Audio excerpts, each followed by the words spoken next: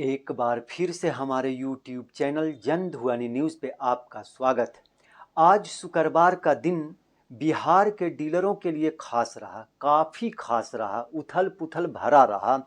अचानक हुए हड़ताल के फैसले के बाद उसे 100% धरातल पर उतारने के लिए आज दिन भर डीलरों के बैठकों का दौर चलता रहा।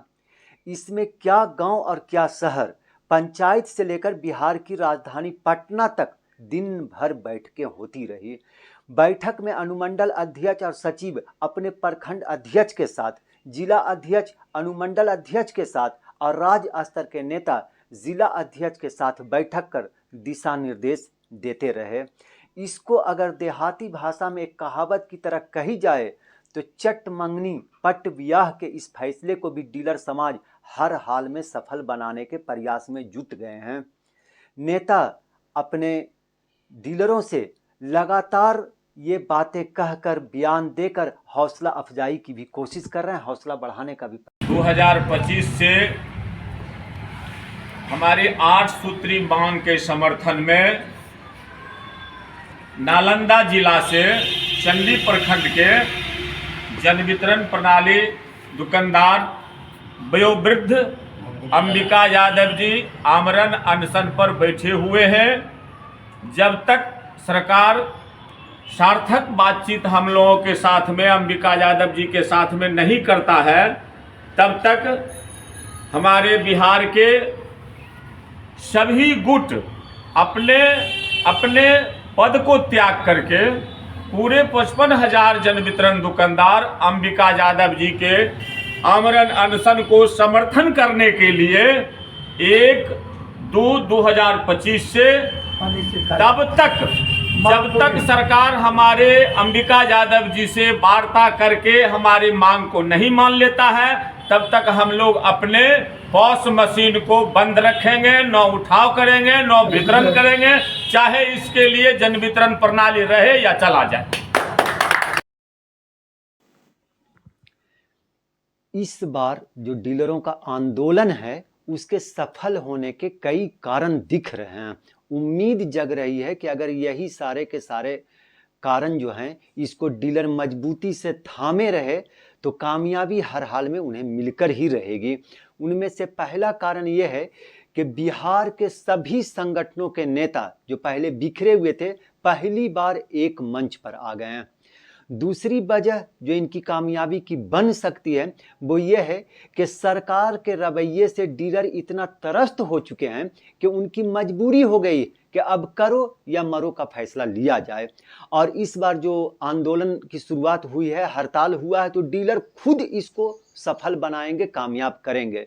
तीसरी वजह जो है वो ये है कि डीलरों ने पहले कई बार धरना प्रदर्शन और हड़ताल किया, लेकिन कभी भी कोई डीलर उस दौरान हड़ताल धरना प्रदर्शन के दौरान आमरण अनशन पर नहीं थे। पहली बार ऐसा हो रहा है कि एक तरफ एक डीलर आमरण अनशन पर बैठे हुए हैं तो दूसरी तरफ डीलरों का हड़ताल चल रहा है। चौथा कारण जो है वो ये समझ में आ रहा है कि सरकार किसी भी हाल में आमरण अनशन पर बैठे किसी भी व्यक्ति को कुछ होने नहीं देगी। इसके लिए सरकार हर हाल में झुकेगी, उन्हें झुकना पड़ेगा, क्योंकि जो आमरण अनशन पर बैठे हुए हैं अंबिका प्रसाद यादव जी, उन्हें आज 12वां दिन हो गया है और ऐसे में उन्हें मनाना, उनका हड़ताल खत्म करवाना, उनका आमरण अनशन खत्म करवाना निहायत ही ज़रूरी है।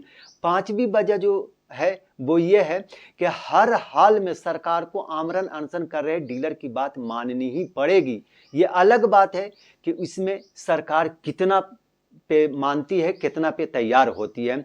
छठी वजह जो समझ में आती है वो ये है कि अगर ध्यान से देखा जाए तो डीलरों की मांग कोई अनूठी नहीं है, कोई अजूबा मांग इन लोगों का नहीं है, बल्कि ये वही चीज़ मांग रहे हैं जो बिहार के अलावा दूसरे कई राज्यों में लागू है।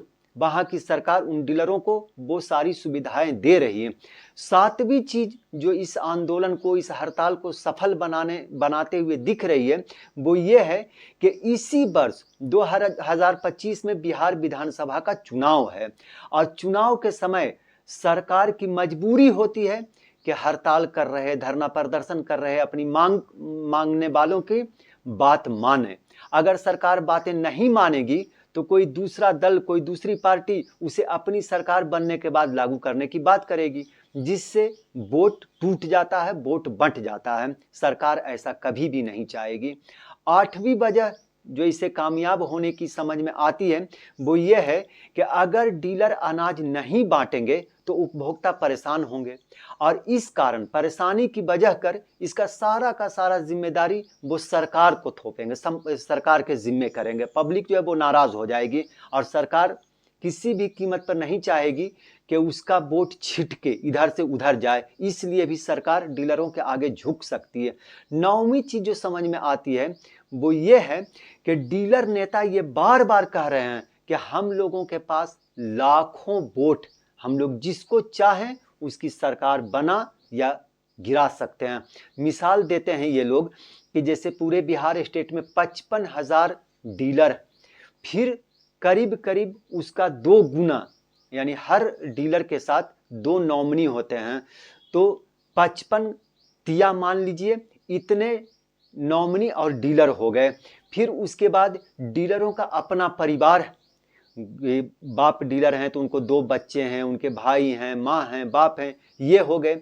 इसके बाद फिर डीलर उपभोक्ताओं पे काफी असर डालते हैं वोट देने के समय में। अगर डीलर चाहें तो वो वोट को खराब कर सकते हैं, किसी भी दल की तरफ झुकाने में बहुत हद तक कामयाब हो सकते हैं। इसके अलावा कई और बातें भी हैं जो डीलरों को मजबूत बना रही है, और डीलर नेता जो हैं वो लगातार अपने डीलरों को की हौसला अफजाई कर रहे हैं, उनका हौसला बढ़ा रहे हैं।